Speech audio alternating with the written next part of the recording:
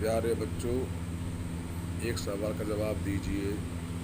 यदि 10 पेन 60 रुपये के आते हैं तो 3 पेन कितने के आएंगे?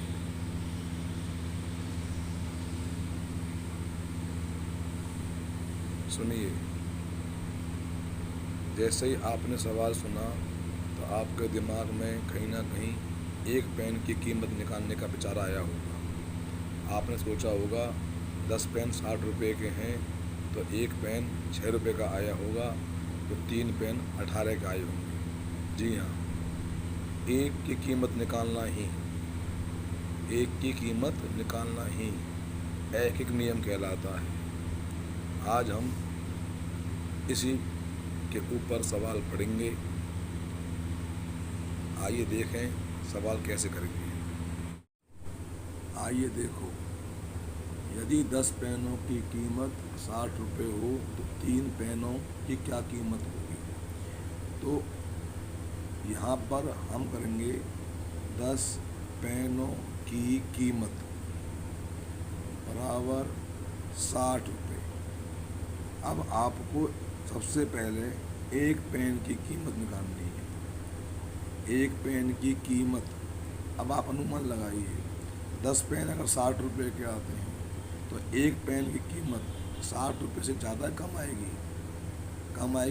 कम के लिए डिवाइड कर देंगे, तो इस 60 को डिवाइड माने अपॉन 10 कर देंगे, 60/10। तो 0 से गई 0, 6 रुपये, 6 रुपये आ गए एक पेन की कीमत। इसलिए 3 पेनों की कीमत, अब 3 पेन ज़्यादा के आएंगे तो 6 × 3, एक पेन 6 रुपये का, 3 पेन ज़्यादा के अधिक के लिए गुना कर दो, 18 रुपये। यदि 5 मजदूर किसी दीवार को 20 दिन में बनाते हैं तो 4 मजदूर उसी दीवार को कितने दिनों में बनाएंगे? तो सवाल ध्यान से समझना है।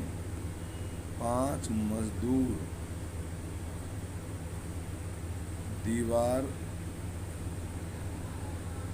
बनाते हैं बराबर 20 दिन में, इसलिए एक मजदूर दीवार बनाएगा।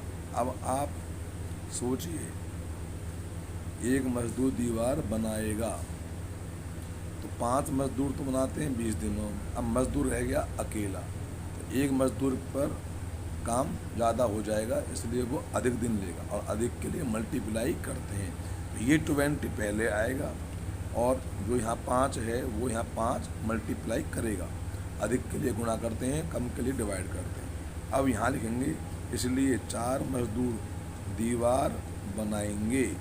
अब एक मजदूर था तो दिन लिए 20 × 5, अब हो गए 4 मजदूर। अब अधिक मजदूर आ गए तो काम जल्दी हो जाएगा, कम दिनों में हो जाएगा, कम के लिए डिवाइड करते हैं। तो 20 × 5 और इसके बटे में क्या आ जाएंगे 4, अपॉन माने डिवाइड। 4 से कट गया 20, 5 बार 5 × 5, 5 × 5 25 दिन में, 25 दिन में।